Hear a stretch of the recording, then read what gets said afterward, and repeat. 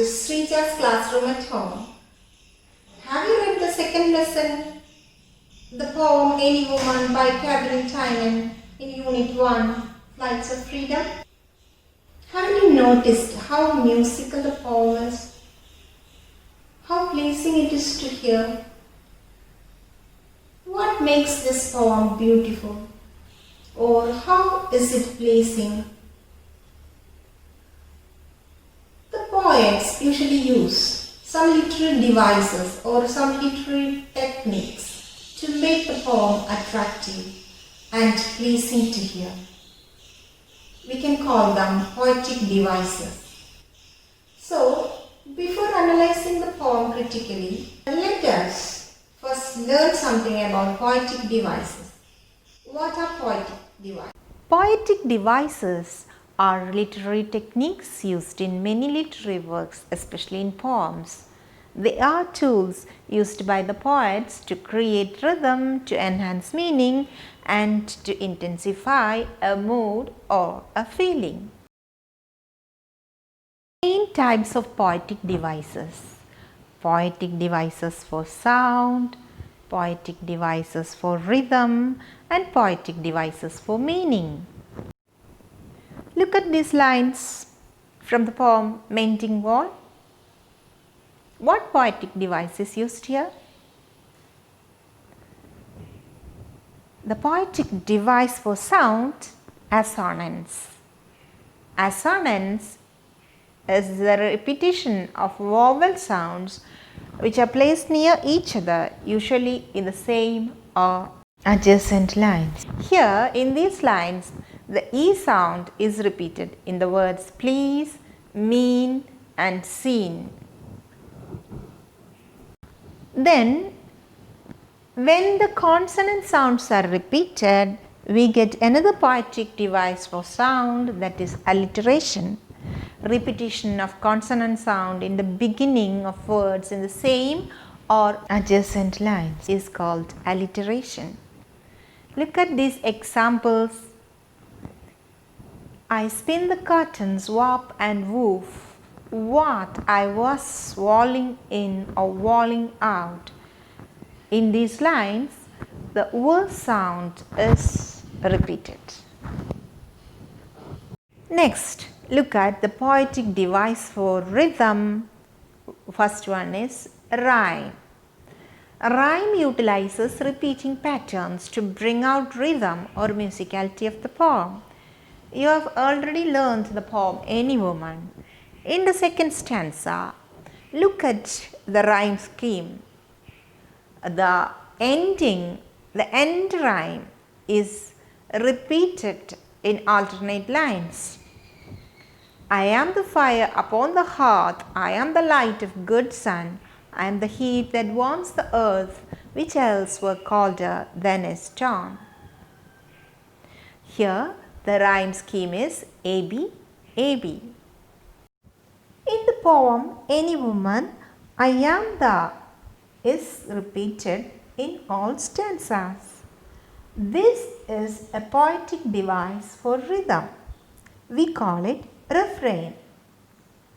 The literary device in which a phrase, line or group of lines are repeated at regular intervals throughout a poem, usually at the end of a stanza or at the beginning, is called a refrain. Next comes poetic devices for meaning. A few commonly used figures of speech for enhancing meaning are given below. You are already familiar with metaphor, simile, and personification. Here are a few more: onomatopoeia, symbolism, hyperbole, irony, inversion, paradox, and allusion. First one in the list of poetic devices for meaning, metaphor. Metaphor is an implied comparison between two dissimilar things that have something in common. In the poem Any Woman, the poet compares mother to pillars of the house. Both are supporting in nature. I am the pillars of the house. Another example for metaphor is in the poem Mending Wall. And some are logs and some so nearly balls. Boulders are compared to bread, loaf and ball because of their shape.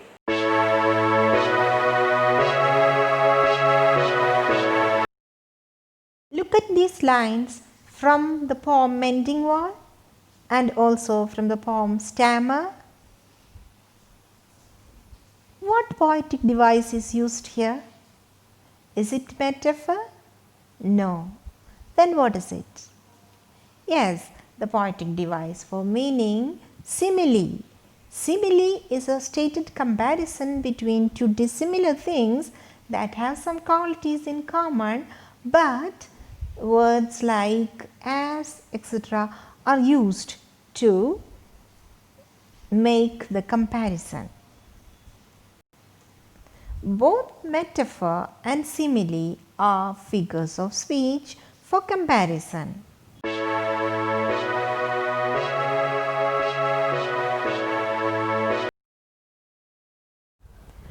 Look at these lines from the poem Mending Wall.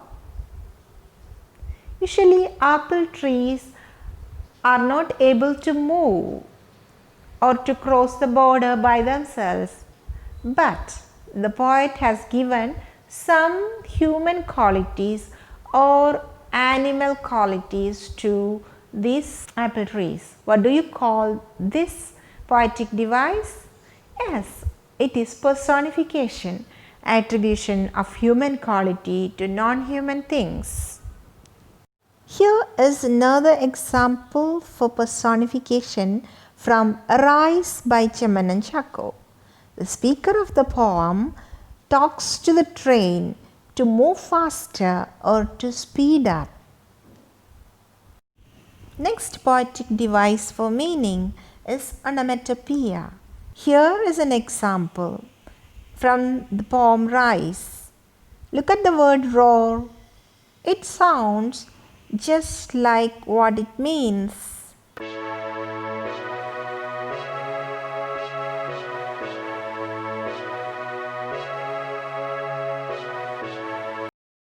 Look at the word wall in this line from the poem Mending Wall by Robert Frost. The wall in this line means not just the wall made of stones, the physical wall, but it's something more than that. It has got a deeper meaning. It represents a separation between the two individuals. Wall here is a symbol. Symbolism is a poetic device for meaning. What is symbolism? Symbolism is a literary technique that uses symbols, a word, an object, or a color, or something like that, to represent an abstract idea beyond the literal meaning. Look at the lines from the poem This Is Going to Hurt Just a Little Bit by Ogden Nash. The suffering of the poet during a dental treatment and dental examination is exaggerated by comparing the mouth at that time to a section of road being worked on. What is this poetic device called? Yes, hyperbole. Hyperbole is an exaggerated statement not to be taken literally. It is used to represent something enormously better or worse than what it really is.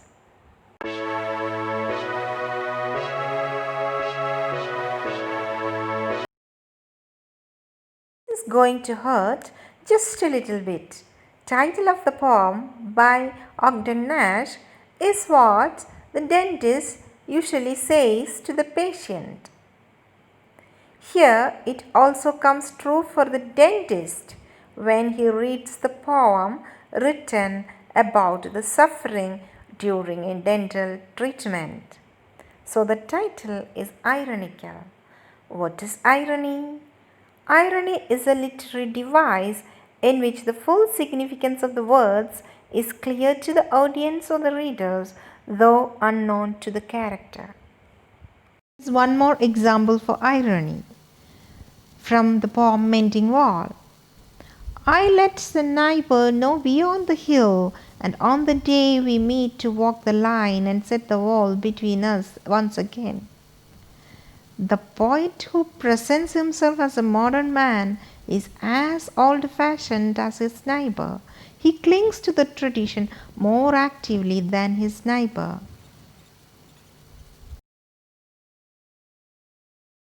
Look at this line from the poem Any Woman. At me the children warm their hands. Is it the usual word order of a sentence? No, the usual word order of this sentence is the children warm their hands at me.